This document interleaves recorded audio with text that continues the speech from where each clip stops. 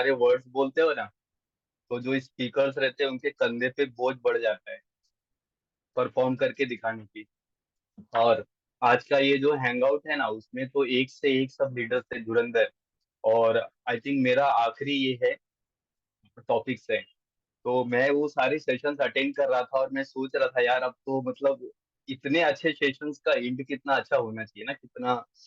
तो स्टार्ट करते हैं ज्यादा टाइम ना लेते हुए, ठीक है।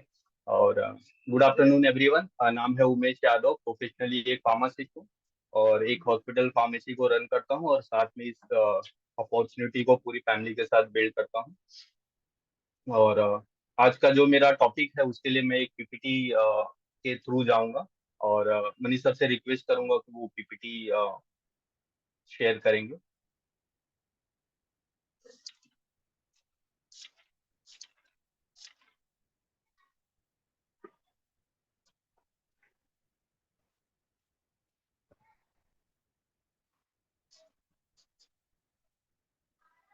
आई होप सब लोग को दिख रहा होगा ये। तो आपने नाम देखा होगा इसमें, आउटविटिंग द डेविल। और बहुत प्यारा ये इमेज है, एकदम मस्त है। इसके पहले हमने इंट्रो देखा था इसका, आउटविटिंग द डेविल का। और आज इसका एक सेशन लेने की कोशिश करेंगे जहां तक ये पूरा हो सकेगा, और कंटिन्यूएशन में फिर आगे जाएंगे, ठीक है। कुछ बेसिक चीजें मैंने लास्ट टाइम बताई थी डेविल का। और आज ये प्रेजेंटेशन के थ्रू वन बाय वन एक एक टॉपिक पे हम थोड़ा चर्चा करेंगे। नेक्स्ट स्लाइड पे जाएंगे हम।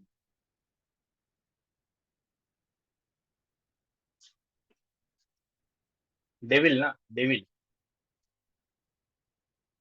डेविल क्या है? मैं पिछली बार भी ये सोच रहा था, शायद मैंने पिछली बार भी हल्का फुल्का आपको कुछ थोड़ा देने की कोशिश किया था, कुछ इन्फॉर्मेशन। और फिर इस बार जब मुझे ये प्रेजेंटेशन बनाना था तो मैं इसको और रिसर्च कर रहा था कि आखिर डेविल है क्या। तो कुछ वर्ड मिले मुझे, कमजोर मन और आसपास की जो निगेटिविटी है, ये दोनों को मिला के ना डेविल का निर्माण होता है। डेविल कभी भी पैदा होगा तो एक तो कमजोर मन और आसपास सराउंडिंग की जो नेगेटिविटी है मिलके एक डेविल बनेगा वो। तो इन शॉर्ट डेविल को आप समझ सकते हैं कि एक कमजोर मन के साथ अगर नेगेटिविटी मिल जाए, मिक्स हो जाए, तो वो डेविल पैदा कर देगी, ठीक है। आगे देखेंगे इसमें हम थोड़ा सा और कि कहाँ रहता है ना डेविल। डेविल के बारे में अगर हमको इतनी थोड़ी सी इंफॉर्मेशन मिल गई, जो जिसको हम डेफिनेशन बोल सकते हैं, शॉर्ट डेफिनेशन, तो ये रहता कहाँ है ना। ये कमजोर मन का सहारा लेता है। जो हमारा कमजोर मन है उसका सहारा लेगा माइंड में, और उन लोगों के मन में, दिमाग में, और उन लोगों के मन में जो डेविल से डरते हैं वो वहां ही रहता है। और कैसे ये कंट्रोल पाता है, how do you get control of mind of people, कैसे दिमाग पे कंट्रोल पाता है। लोगों के दिमाग में कंट्रोल पाता पाता है नेगेटिव बीज बो के।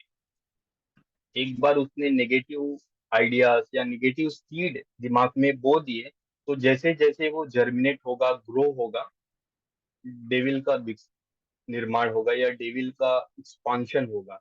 डेविल अनयूज हमारा जो ब्रेन स्पेस है वहां रहने की कोशिश करता है। तो ये वहां पाया जाता है। इसके इसके क्लेवर ट्रिक्स में से अगर हम देखें कि इसके बहुत सारे ट्रिक्स हैं, तो बहुत सारे इसके प्रभावशाली ट्रिक्स हैं, बट उसमें से एक है फियर। बहुत सारे में से एक है फियर। और फियर में भी उसके कई फियर हैं जो हम अगले साइड पे देखेंगे तो क्या कौन कौन से फियर है।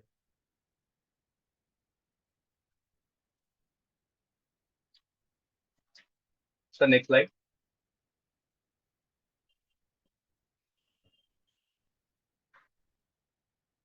यस। ये जो इसका ट्रिक है ना, बहुत सारे में से एक ट्रिक जो है उसका फियर है। और उस फियर में भी 6 तरह के जो फियर हैं जिसका वो इस्तेमाल करके किसी न किसी तरह से लोगों के माइंड पे कंट्रोल करता है। तो पहले फियर पे हम जाएंगे। जो पहला फियर है वो क्या है देखेंगे हम, ठीक है। वो है पावर्टी। आप कभी भी ये नोटिस करेंगे आपके आसपास में, या जहाँ पे भी आप जा रहे हैं, जहाँ पे भी आप ऑब्जर्व कर रहे हैं, पॉवर्टी एक ऐसी चीज है जो आदमी की जो सोचने और समझने की क्षमता है ना, उसको रोक देती है। आप कभी, आपके पास कोई रहेगा जो कंपेरेटिवली आपसे थोड़ा लो है, तो उसकी सोचने की शक्ति को आप कभी ऑब्जर्व करके देखिए, तो आपको ये अनुभव होगा कि ये शायद उतनी दूर तक का सोच नहीं पा रहा है या उतना कह नहीं पा रहा है।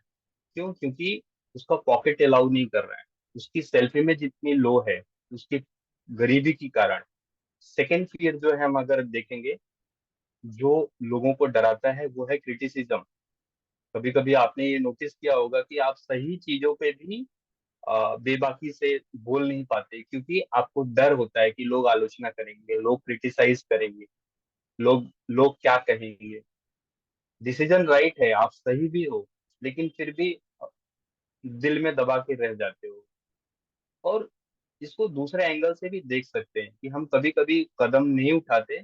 उसका एक कारण ये होता है कि लोगों लोगों का हमारे ऊपर डर होता है कि समाज में लोग क्या कहेंगे, चार लोग क्या कहेंगे। वो चार लोग कौन है किसी को पता नहीं, लेकिन वो चार लोग क्या कहेंगे इसका डर जरूर है हमारे मन में। और ये डेविल का एक टेक्निक्स है। थर्ड जो हमारा फियर है, हम उसको देखेंगे कि हमारा थर्ड फियर क्या है। वो है इल हेल्थ। खराब स्वास्थ्य कभी भी आदमी को सही ढंग से सोचने समझने नहीं देता। ये एकदम बोल्ड अक्षर में हम लिख सकते हैं। कोई अगर बीमार है तो अपनी बीमारी पे वो परेशान है, तो उसके पास कोई ऐसा रास्ता नहीं है कि वो इंटेलेक्चुअल हो जाए, बहुत स्पिरिचुअल हो जाए, बहुत सोच ले, नहीं कर सकता। वो बेचारा सोचता है कि इस हेल्थ कंडीशन से कैसे बाहर आ जाए। अभी किसी को पेट में ब्लोटिंग हो रहा है, ठीक है, गुड़गुड़ाहट है, वो उसको जुलाब लगा हुआ है, आप उसको बिजनेस प्रेजेंटेशन बताएं तो वो कंसंट्रेट नहीं कर पाएगा, क्योंकि उसका कंसंट्रेशन पेट पे लगा हुआ है, उसको ब्लोटिंग में लगा हुआ है। तो जो इल हेल्थ है ना, वो हमेशा इंसान को सोचने और समझने की उसकी जो शक्ति होती है, वो हमेशा उससे वो रोकता है या उससे उससे दूर भगाता है उससे। और जो फोर्थ है, जो फियर, वह है लॉस ऑफ लव। इसका डर हमेशा बना रहता है कि भाई कहीं ये खो ना जाए।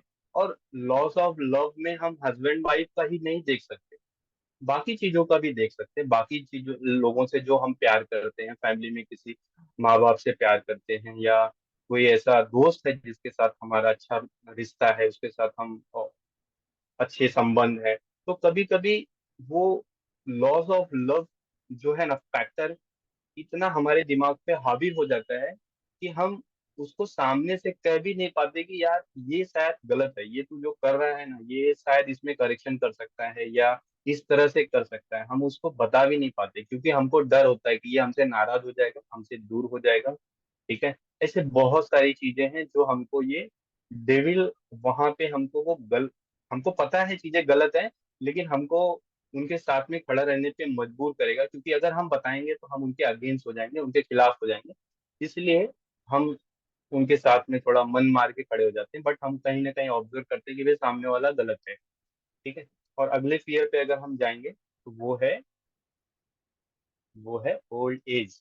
इसका डर हमेशा सबको सताता है। क्या बुढ़ापे में क्या होगा, बुढ़ापे में कौन टेक केयर करेगा, दवा का, बात करने के लिए कौन रहेगा बुढ़ापे में, टेक केयर, हेल्थ का कुछ इशू आ गया तो कौन करेगा। हमेशा ये डर जो होता है ना, डेविल बना के रखता है।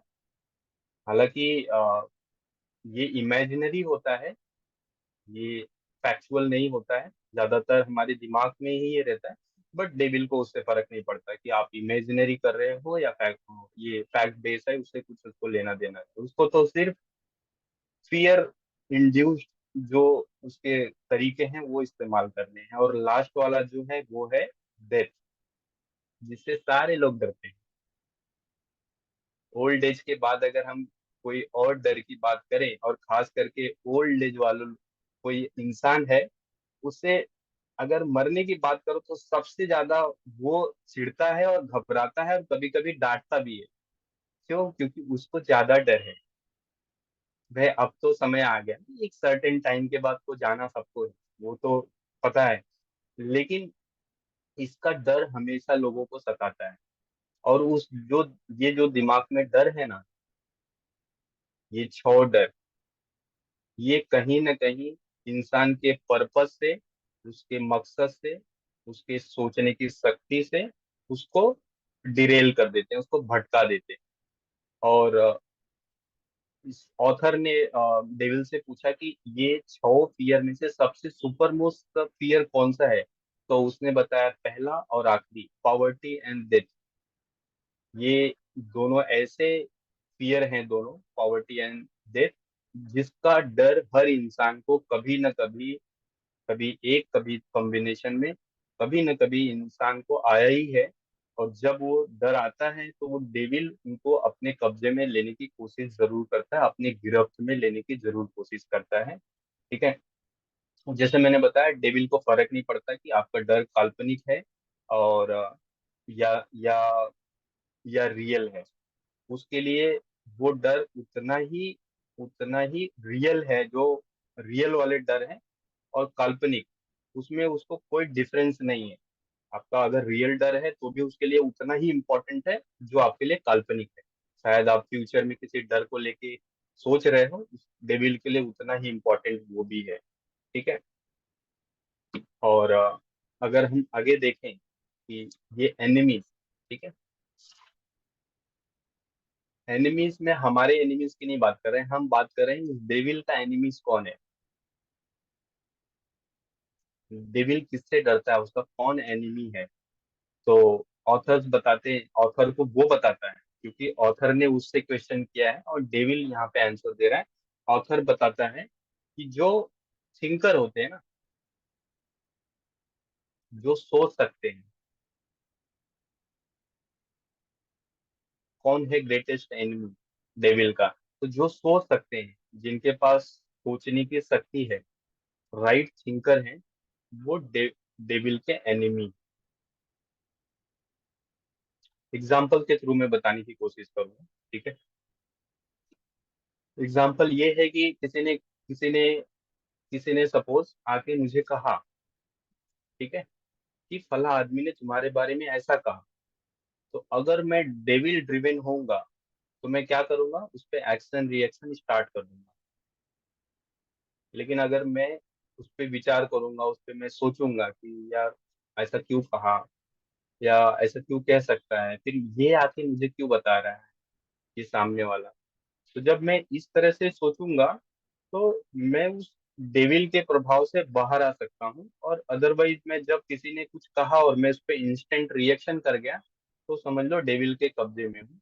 तो डेविल के एनिमी वही हैं जो थिंकर हैं। और डॉक्टर मनीष भी हमेशा यही बताते हैं कि इंसान को हमेशा थिंकर होना चाहिए, और जो थिंकर रहेगा वो इस डेविल से बचाव कर सकता है। बचेगा नहीं ऐसा जरूरी नहीं है कि वह थिंकर है तो बच ही जाएगा, बट कोशिश कर सकता है। नेक्स्ट स्लाइड पे हम जाएंगे।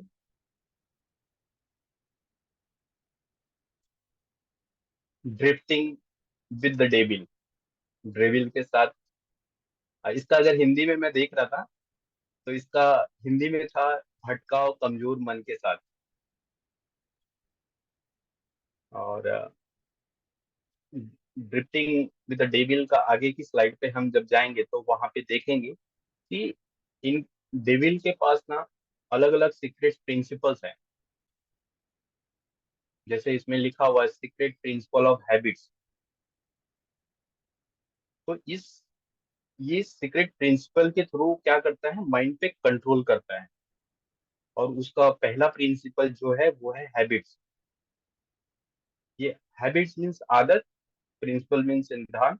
तो आदत के सिद्धांत के माध्यम से डेविल क्या करता है, साइलेंटली इंसान के माइंड में इंटर करता है और उसको किसी एक एक उसके गोल से या किसी एक काम से भटकाना शुरू करता है।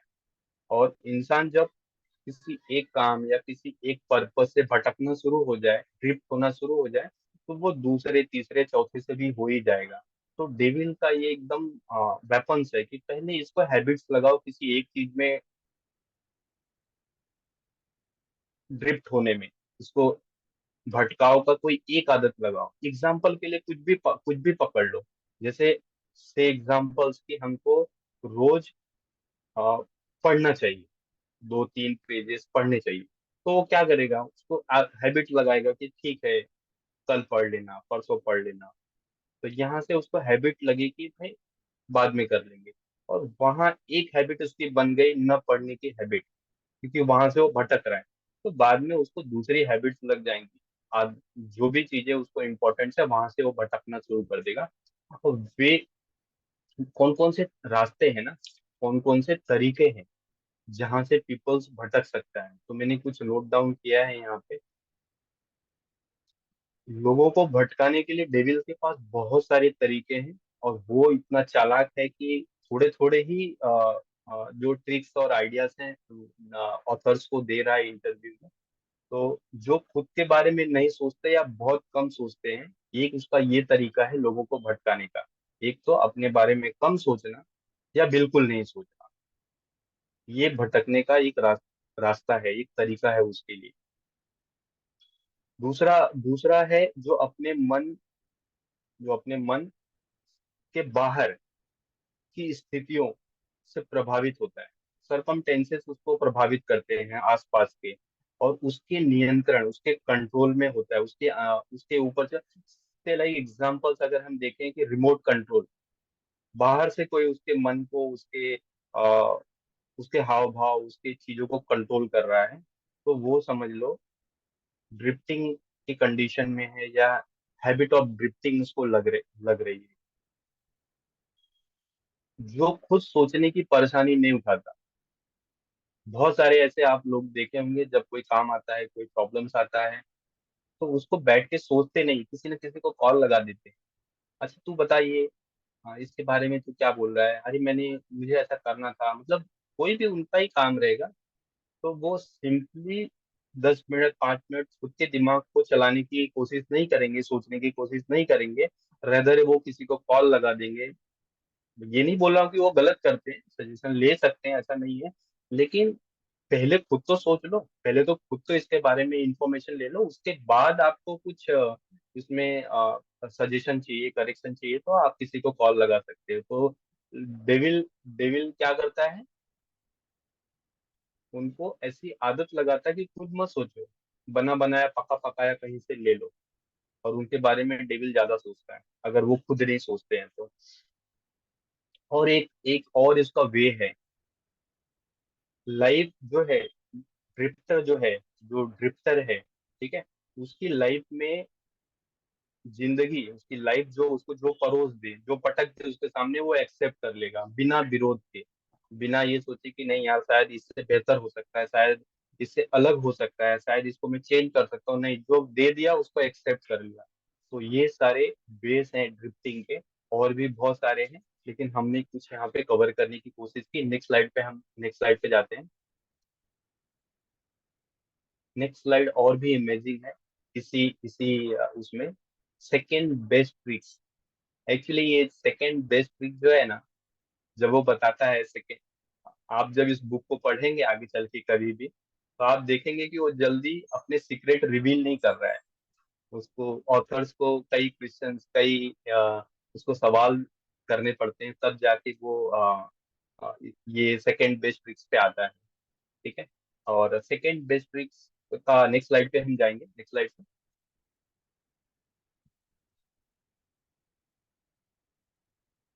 यस, सेकेंड बेस्ट ट्रिक जो है ना उसकी, एक्चुअली सेकेंड नहीं, वो पहली है, फर्स्ट है। ठीक है, फर्स्ट इसलिए है क्योंकि क्या होता है ना कि बिना इस फर्स्ट ट्रिक्स के वो यूथ जो है ना, जो यंग जनरेशन है, उनके माइंड पे कंट्रोल पा नहीं सकता।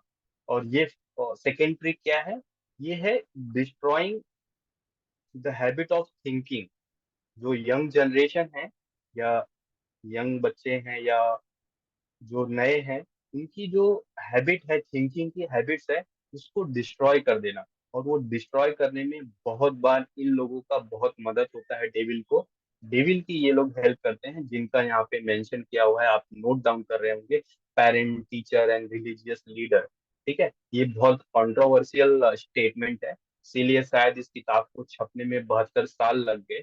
ठीक है, 72 ईयर्स लगे इसको प्रिंट आउट होने में, क्योंकि ये बहुत कंट्रोवर्शियल है कि कैसे कोई पेरेंट्स, टीचर, रिलीजियस लीडर अपने बच्चों की को थिंकिंग, जो उसकी हैबिट्स है उसको कैसे डिस्ट्रॉय कर सकते हैं। बट डेफिनेटली ये जाने अनजाने में होता है, ऐसा नहीं बोल रहा हूँ कि ये जानबूझ के कोई करता है। जो पेरेंट्स हैं, रिलीजियस लीडर्स हैं या टीचर्स हैं, वो हेल्प करते हैं जाने अनजाने में। और बहुत सारे अलग एडल्ट, अदर एडल्ट भी हैं जो जो वो भी हेल्प करते हैं डेविल्स का उसके काम में कामयाब होने के लिए, उसको कामयाबी पाने के लिए। अब अगर हम एक एक चीजों को देखें ना कि ये पेरेंट्स, टीचर और रिलीजियस लीडर हैं, ये कैसे हेल्प करते हैं। तो पेरेंट्स एंड रिलीजियस लीडर जो है ना, वो दोनों कंबाइन काम करते हैं, मिक्स। डेविल कहता है कि ये दोनों मिल के प्रयास करते हैं, और बच्चों की स्वयं के लिए सोचने की जो शक्ति होती है उसको नष्ट करने में वो डेविल की हेल्प करते हैं। आपने ये बहुत बार जाने अनजाने नोटिस किया होगा, ठीक है। आप ये डे टू डे लाइफ में ये प्रैक्टिकल भी कीजिएगा, क्योंकि ये बुक ऐसी है कि जब इसको पढ़ते हैं तो इसको पढ़ने के बाद जब हम सोचते हैं, अगर इसको सच में अमल करना है या हमको अपनी लाइफ में इम्प्लीमेंट करना है, तो हमारे जो थिंकिंग पैटर्न है ना उसको हमेशा 24 घंटे ऑन रखना है और ऑब्जर्व करना है कि यार ये चीजें या तो मैं कर रहा हूँ अपने बच्चों के साथ या किसी और के बच्चों के साथ, या कोई और कर रहा है, तो आपको ये समझ में आएगा। बहुत बार आपने देखा होगा कोई बच्चा बहुत इनोसेंटली कोई चीज कहता है, ठीक है, कोई बड़ी बात कह रहा है, ठीक है, वो कह रहा है बड़ा होके मैं बड़ा घर बनाऊंगा, जहाज भी खरीद लूंगा, मैं ये गाड़ियां खरीद लूंगा। कितने पेरेंट्स हैं उसको इनकरेज करते हैं, हाँ बेटा तू कर लेगा। अगर एसोसिएशन अच्छा है, हम जिस एसोसिएशन में हैं वहां से लोग टीचिंग लेके उसके बाद इम्प्लीमेंट करना शुरू शुरू कर सकते हैं कि हाँ बेटा तू जरूर करेगा। लेकिन आप 80% पॉपुलेशन के पास अगर जाएंगे और इस तरह का उनका बच्चा बात कर रहा है, तो सबसे पहले उसको डांटेंगे, उसको क्या कहेंगे, है कितनी बड़ी बड़ी बातें कर रहा है, अभी कल का होमवर्क नहीं किया है, 2 दिन से बोल रहे हो नहीं कर रहा है। उसको डिस्करेज करेंगे, उसको किसी न किसी तरह से उसकी जो सोच है ना वहीं पे वो रुक जाएगी, उसके उसके आगे उसको जर्मिनेट होने का, उसको ग्रो होने का कोई चांसेस ही नहीं, क्योंकि उसको इनकरेजमेंट या उसको वो माहौल या उसको खाद पानी नहीं मिला पेरेंट्स के थ्रू, ठीक है। तो बच्चों का जो साहस होता है, आपने देखा होगा बच्चे बहुत इनोसेंट होते हैं, उनके अंदर करेज भी होता है और उनके अंदर स्वतंत्र विचार करने की शक्ति भी होती है, वो थिंकर भी होते हैं। जो एडल्ट नहीं सोच सकते वो दूसरे एंगल से सोचते हैं उस चीजों को। अब बहुत बार ऐसा होता है ना, जो हमारे रिलीजियस लीडर हैं वो जाने अनजाने उनकी ये जो करेज है और ये जो सोचने की जो शक्ति है ना, वो किसी न किसी कारणवश रोकते हैं या खत्म करते हैं, और उससे डेविल का हेल्प होता है। जैसे मैंने पहले ही बताया कि जो थिंकर होगा वो डेविल का एनिमी होगा। और यहाँ तो हम उनकी सोचने की शक्ति ही खत्म कर दे रहे हैं ना, उनकी यहाँ तो हम उनको ऐसा माहौल ही नहीं दे रहे हैं कि वो सोच सके या साहस के साथ कुछ कर सके। आप एग्जाम्पल ले लो, बच्चा कुछ गलत करके आया और आपको बता दिया तो आप उसको पीटोगे, ठीक है। अगली बार वो आके सही बताएगा ही नहीं, कि उसको पता है मैं सही बताऊंगा तो मार खाऊंगा। तो क्या कहेगा, वो झूठ बोलेगा, वो चीजों को सही से नहीं बताएगा। तो आपने क्या किया, आपने कहीं ना कहीं उसको डेविल के रास्ते पे तो लेके गए। तो हमको ये याद रखना है कि कहाँ उसकी हैबिट्स में ये चीजें आ रही हैं, ठीक है। मैंने अभी पेरेंट्स एंड रिलीजियस लीडर की बात की, ठीक है। इसमें कुछ और पॉइंटर्स हैं।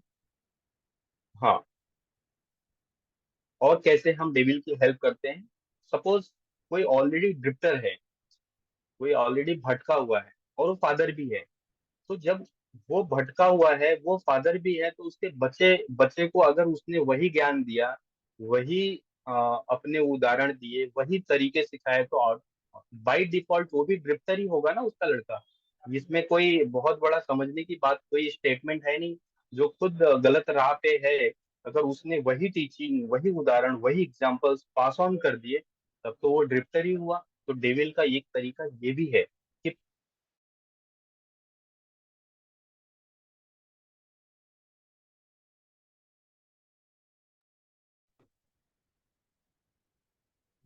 श्यामजीत जी, मेरी आवाज आ रही है?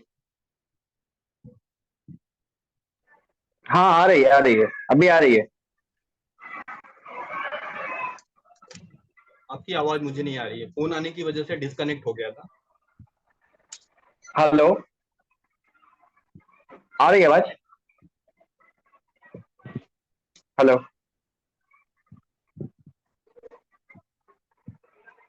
हेलो। श्यामजीत जी, मेरी आवाज आ रही है आपको? हाँ हाँ, आ रही है। ठीक है, आपकी आवाज मुझे नहीं आ रही, कोई बात नहीं, ये आवाज मेरी। अभी चली गई।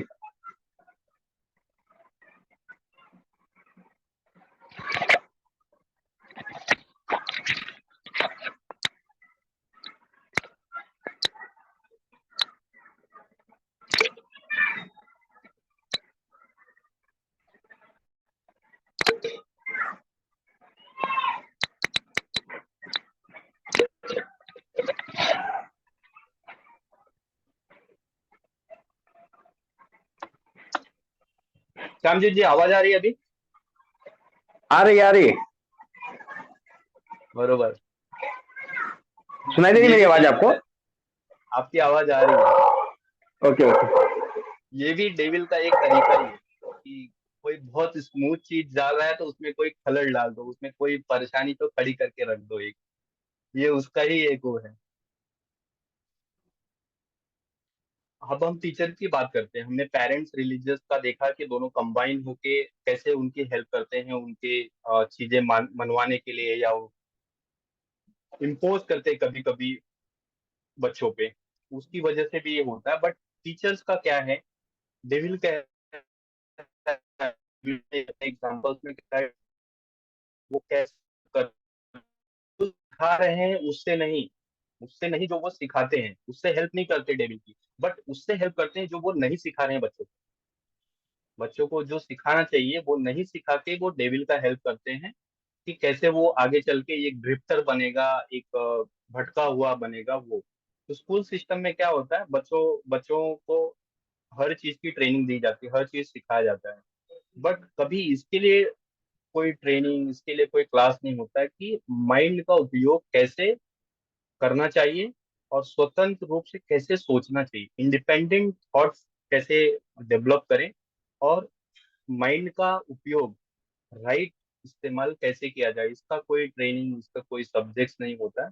तो इस वजह से डेविल कहता है कि मेरे पर्पज में ये सारे लोग भागीदार हैं, ये सारे लोग हेल्प करते हैं कि कैसे एक बच्चा, कैसे एक young generation habit of drifting की तरफ बढ़ जाता है। ठीक है, नेक्स्ट स्लाइड पे हम जाएंगे।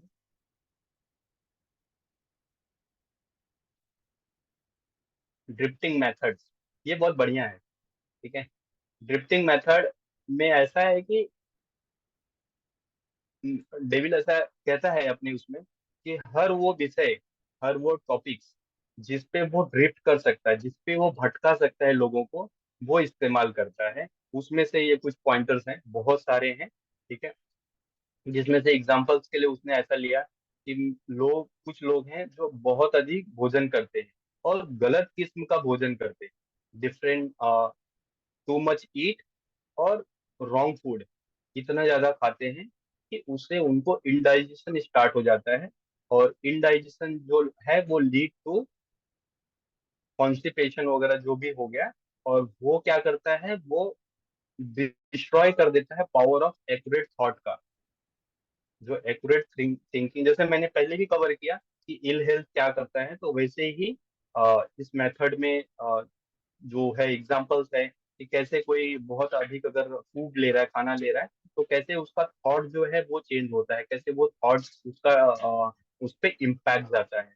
और उसके अलावा जैसे उसने एग्जांपल दिया वहां पे मैरिज, मैरिज में बहुत बहुत मतलब सारे इसके जो एग्जांपल्स है ना, हर जगह कहीं ना कहीं वो ये कॉन्फ्लिक्ट वगैरह, समाज के चीजों से कॉन्फ्लिक्ट खड़ा कर देते हैं। मैरिज, मैरिज में ऐसा होता है कि जो हार्मोनियस रिलेशनशिप के बिना अगर कोई मैरिज में जा रहा है, ठीक है, और मैरिड तो हो गई, पहले तो चीजें अच्छी लगती हैं, कुछ कुछ बातें शायद मैच करती हैं, कुछ हैबिट्स मैच करती हैं, लेकिन जब जिंदगी जीना स्टार्ट करते हैं लोग, तो फिर क्या होती है, हकीकत सामने आ जाती है कि अरे यार, ये आदत अलग है, वो आदत अलग है, ये ऐसे नहीं करता है, वो वैसे नहीं करता है। और फिर कभी पैसे को लेके कोई थोड़ा झुंझलाहट हो जाती है एक दूसरे से। तो ये सारे उसके मेथड्स हैं कि कैसे लोगों को ड्रिफ्ट किया जाए। तो उनको क्या करो, एक ऐसी मैरिड में डाल दो जो हमेशा कॉन्फ्लिक्ट क्रिएट करके रखे। ऐसा वो नहीं बोल रहा है कि शादी करना गलत है, लेकिन वो ऐसे ऐसे रिलेशनशिप में डाल देगा जहां हमेशा कॉन्फ्लिक्ट घिरा रहेगा। किस चीज का कॉन्फ्लिक्ट रहेगा, यही चीजों का। तो कभी पैसों को लेके, बच्चे हो गए तो उनकी परवरिश को लेके हमेशा कुछ ना कुछ रहेगा। ऐसा रिलेशनशिप कभी कभी हो जाता है, ऐसे अनवांटेड रिलेशनशिप, उसका उसका हमेशा कुछ ना कुछ कॉन्फ्लिक्ट। डेविल इतना क्लेवर है, वो हमेशा देखता है कि कहाँ कहाँ स्पेस है, कहाँ चांस है कि लोगों को फंसा के रखो। तो ये एक उसका है। आप ऑक्यूपेशन में देखेंगे, ऑक्यूपेशन में अभी पढ़ लिख के निकलता है, 80% लोग की ऐसी हालत है कि जब पढ़ लिख के निकलते हैं, उनको जो मिला वो ले लेते हैं। जो जॉब मिला आंख बंद करके ले लेते हैं। उनके फ्यूचर को कहाँ लेके जाएगा, कौन सी ऊंचाई पे पहुंचाएगा, उनका फ्यूचर का क्या क्या होने वाला है, इसका कोई एनालाइज नहीं होता, कोई उसका कोई पैरामीटर नहीं होता है। फिर वो जब उस जॉब में आ जाते हैं तो क्या करने लगते हैं, वो आजीविका कमाने लगते हैं विदाउट एनी गोल। कोई उनके पास पर्पज नहीं, कोई गोल नहीं।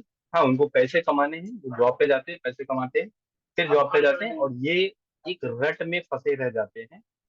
और ये जो रट है, उस पैसा कमाने का उनका रट है ना, उससे फियर भी उनके दिमाग में बना रहता है उस पैसा कमाने की। और डेविल को वही चाहिए कि लोगों को डर बना रहे, क्योंकि डर रहेगा तो वो उन पे कंट्रोल कर ले जाएगा। सेविंग, सेविंग की अगर हम बात करें, बचत, तो ज्यादातर आप देखेंगे समाज में 80% लोग जो हैं, जितना कमाते हैं फ्रीली उसको स्पेंड कर देते हैं।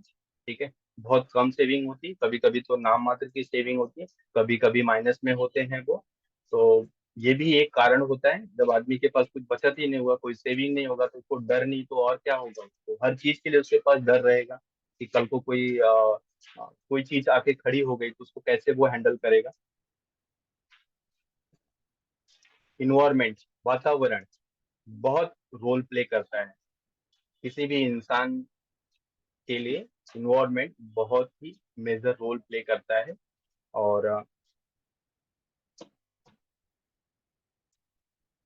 अक्सर ऐसा देखा गया है कि जो घर का माहौल है,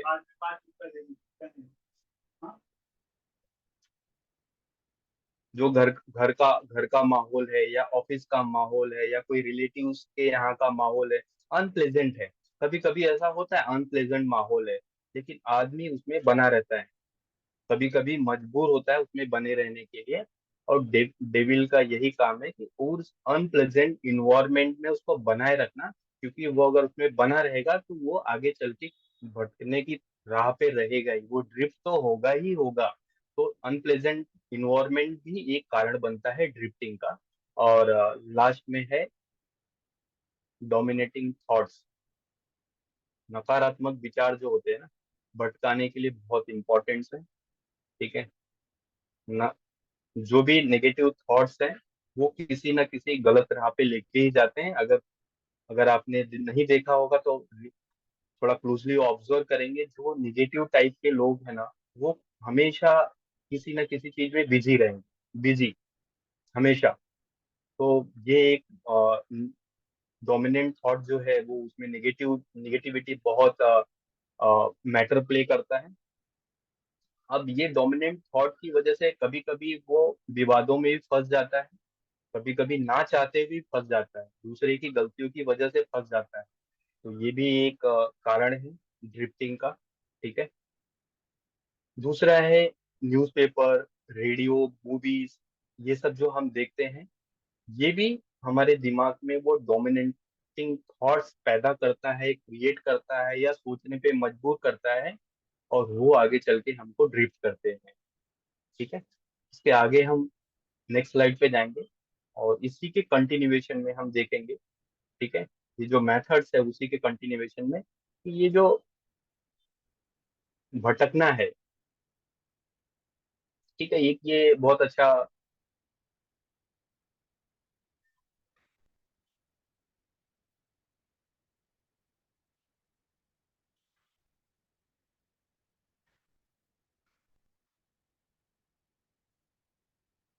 यस यस यस।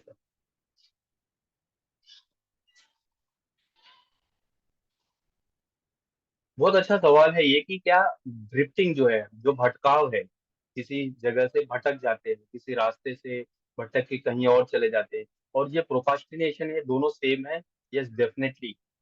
अगर हम किसी काम को लेके टाल मटोल कर रहे हैं, प्रोक्रास्टिनेशन कर रहे हैं, आगे चल के वो उसमें हम भटक ही जाएंगे, वो ड्रिफ्टिंग का हो ही जाएगा।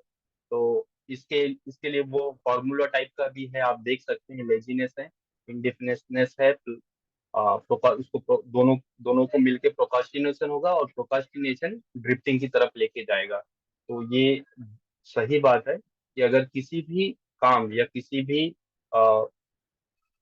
भी विषय को लेके अगर हम टाल मटोल कर रहे हैं, उसको प्रोकास्टिनेशन की कर रहे हैं, उसको समय पे नहीं पूरा कर रहे हैं, उसमें समय लगा रहे हैं, तो डेफिनेटली देर सबेर वो हमको ड्रिफ्ट करेगा, वो हमको भटका देगा उस मुद्दे से, उस विषय से, उस।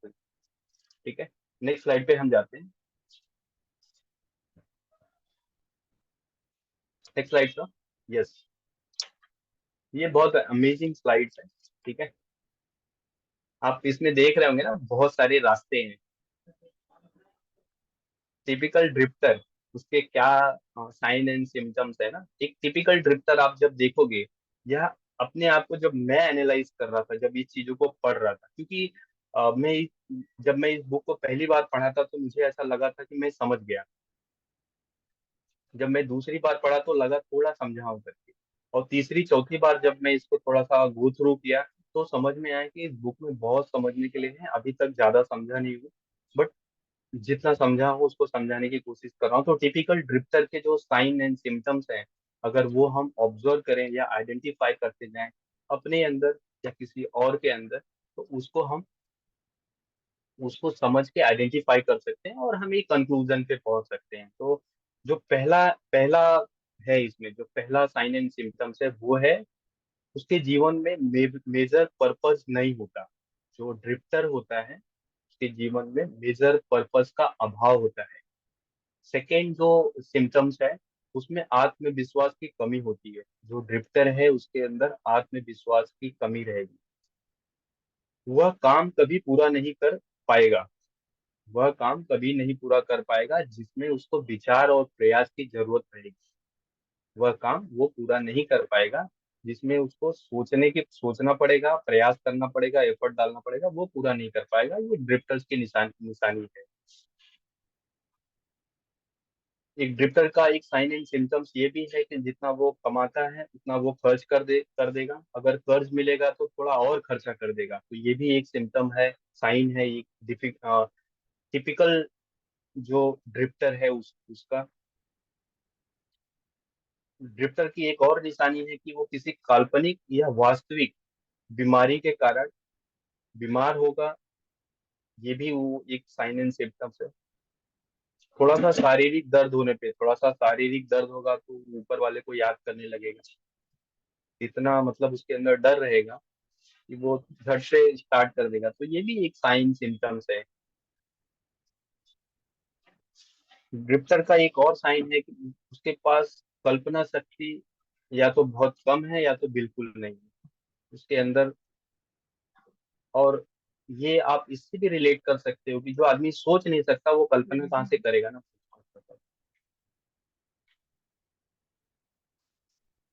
अगर कोई, हालांकि वो कोई काम जल्दी इनिशिएटिव लेगा नहीं, अगर वो लेगा, रिवर्स किया जाए, अगर उसको फोर्सफुली कोई काम दिया जाए, तो उसको बहुत एनर्जेटिक इंथुजियास्टिक तरह से उसको नहीं करेगा, वो ऐसे ही करेगा, अनबने ढंग से कर लेगा वो। चिड़चिड़ा स्वभाव और अपनी भावनाओं पे कंट्रोल न होना भी एक टिपिकल ड्रिफ्टर की निशानी। एक ड्रिफ्टर जो होता है ना, उसके अंदर मैग्नेटिक पर्सनालिटी नहीं होगी। आप इससे आइडेंटिफाई कर सकते हैं कि उसके अंदर अट्रैक्शन पावर नहीं, वो किसी को अट्रैक्ट नहीं कर, किसी को प्रभावित नहीं कर सकता। एक टिपिकल ड्रिफ्टर हर चीज के बारे में राय रखेगा, हर चीज के बारे में उसके पास राय है, लेकिन सटीक जानकारी उसके पास किसी भी चीज के लिए नहीं। ये एक उसका साइन एंड सिम्टम्स है।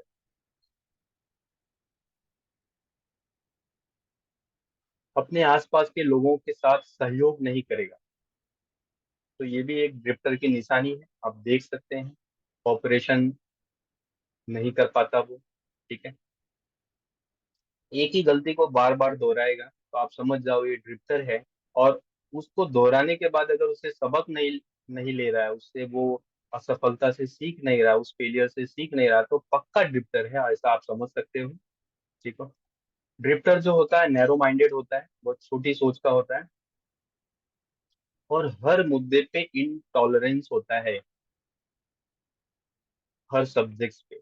उससे बात करोगे वो जज्बाती हो जाएगा, बौझक जाएगा, झगड़ा करने के लिए तैयार हो जाएगा। अगर उसकी किसी बात से आप एग्री नहीं होंगे तो वो आपको सूली पे चढ़ाने के लिए भी तैयार हो जाएगा। तो ये सारी निशानियां हैं, आइडेंटिफाई करते रहना पड़ेगा। कुछ और नहीं, और टिपिकल ड्रिफ्टर्स की और निशानियां हैं। वो टिपिकल ड्रिफ्टर जो होता है वो दूसरों से अपेक्षा बहुत करता है, दूसरों से सभी चीजों के लिए अपेक्षा करता है, बट कुछ देने के लिए कोई इच्छा नहीं रखता वो। ये टिपिकल ड्रिफ्टर की निशानी है। वो बहुत सारी चीजें शुरू करता है लेकिन पूरा कोई भी चीज नहीं करता, ये भी एक उसका साइन एंड सिम्टम्स है। एक टिपिकल ड्रिफ्टर की एक ये भी निशानी है कि वो जहाँ जिस कंट्री में रहता है, जिस समाज में रहता है, वहाँ के बारे में बुराइयां बहुत करेगा, भर भर के जोरों शोर से, लेकिन उसके सुधार के लिए क्या करना है कभी कोई सजेशन नहीं देगा। तो ये भी एक उसकी निशानी है। निर्णय जो किसी कंक्लूजन पे पहुंचना है, कोई किसी चीज का निर्णय लेना है, वो हमेशा उससे बचता है। और कभी ले भी लिया फोर्सफुली, आपने किसी ने उस पे कुछ प्रेशर डाला, तो अगर ले भी लिया तो वो उससे मौका मिलने पे पलट भी जाएगा। ये उसके साइन एंड सिम्टम्स है ड्रिफ्टर के। ड्रिफ्टर की एक और निशानी है कि वो अपनी अज्ञानता जो है, उसके नॉलेज अगर कम है तो उसको एक्सेप्ट नहीं करेगा, बदले इसके कि वो झूठ बोल देगा। ये ड्रिफ्टर की एक निशानी है।